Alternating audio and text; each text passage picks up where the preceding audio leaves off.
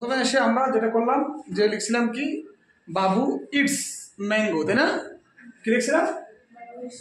তারপরে আমরা দেখলাম যে ম্যাঙ্গো দিয়ে, ম্যাঙ্গোস দিয়ে, তারপরে ব্যানানা দিয়ে, ব্যানানাস দিয়ে, অ্যাপেলস দিয়ে আমরা এগুলো ভয়েস করলাম, তাই না?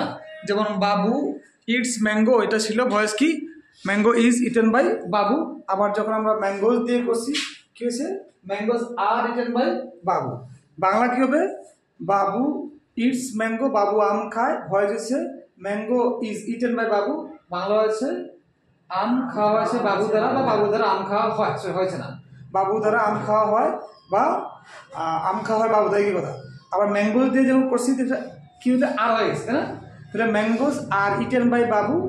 হ্যাঁ, বাবু ইটস ম্যাঙ্গো, ম্যাঙ্গোস বাংলা হয় বাবু আমগুলো খায়, আর ভয়েস করলে কি হচ্ছে ম্যাঙ্গোস আর ইটেন বাই বাবু, তাই না?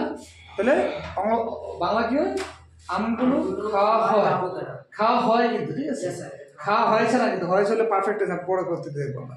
আমগুলো খাওয়া হয় বাবু দ্বারা। তো অনুভাবে ব্যানানা যদি হয় তাহলে বাবু ইটস ব্যানানা, বাবু ব্যানানা খায়, বাবু কলা খায়।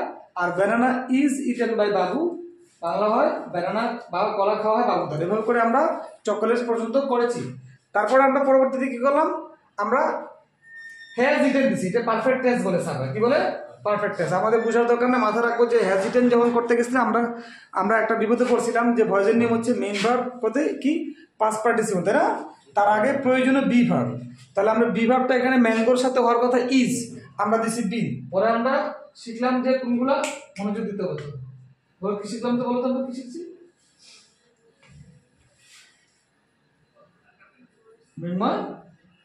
আমরা কি শিখলাম যে এখানে বিনটা কেন হইল,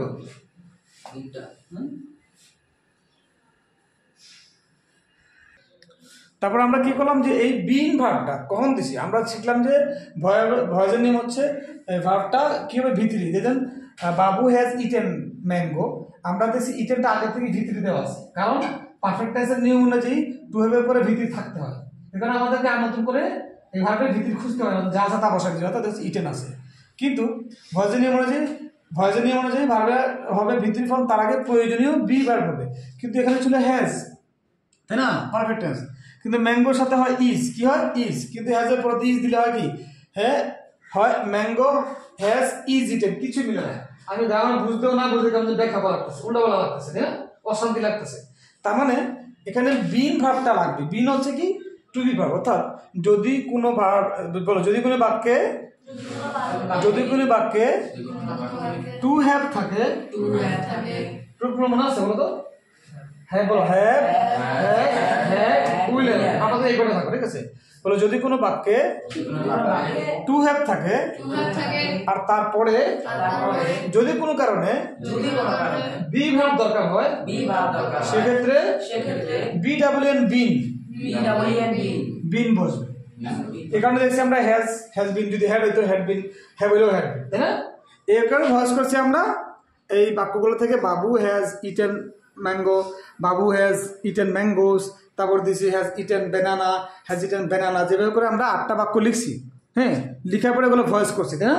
যেমন বাবু হ্যাজ ইটেন ম্যাঙ্গো বাংলা লিখেছি, বাবু আম খেয়েছে, ভয়েস করেছি mangoes has been eaten by Babu, Bangla হচ্ছে আম খাওয়া হয়েছে, তাই না? কি হয়েছে?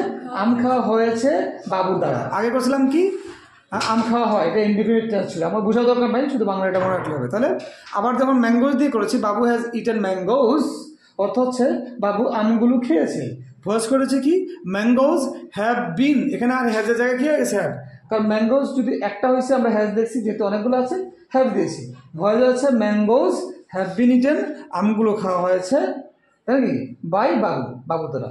কথা ক্লিয়ার?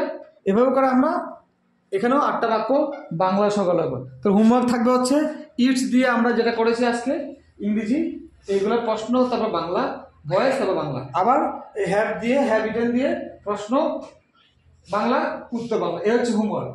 এর মধ্যে ম্যাক্সিমাম কাজ আমরা এখানে করছি, তার মানে কি কাজটা কিন্তু পুরনো, কাজটা তাহলে হোমওয়ার্ক কোনটা দিলাম, আজকে ক্লাসে যা করলাম এগুলো আবার ফ্রেশ করে খাতা করে নিয়ে আসবেন।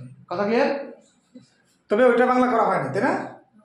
বাবু ইটস ম্যাঙ্গো, এটা করা হয়নি, এটা বাংলাটা তাহলে নতুন হচ্ছে, নতুন তাহলে শুধুমাত্র এইটাই থাকে যে আমরা বাবু ইটস ম্যাঙ্গো, এটা বাংলাগুলো আমরা এগুলো বাংলাগুলো আমরা করে নিই, তাই না?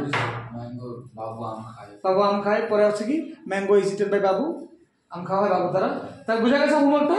তাহলে এখানে হইলে কটা বাক্য?